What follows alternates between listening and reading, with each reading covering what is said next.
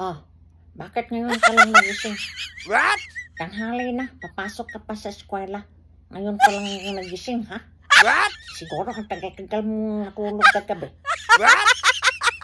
Hindi naman ako nagsiselfon eh. Nag-aaral ako sa math. Anong assignment mo? Anong assignment? Math nga. Math? Sige nga, tanungin kita kung ano talaga. Nag-aral ka ba talaga ng math kagabi? Okay. Itong tanong ko, madali lang tong sagutin. Kung meron akong 100 peso, tapos ibibigay ko sa iyo ng ang 5 peso para pangbaon mo, magkano ang matira sa pera ko? Eh di 100 peso, Lola. Anong 100?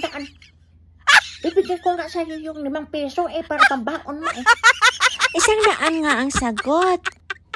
Kasi hindi ko naman tatanggapin yung 5 pisong baon eh.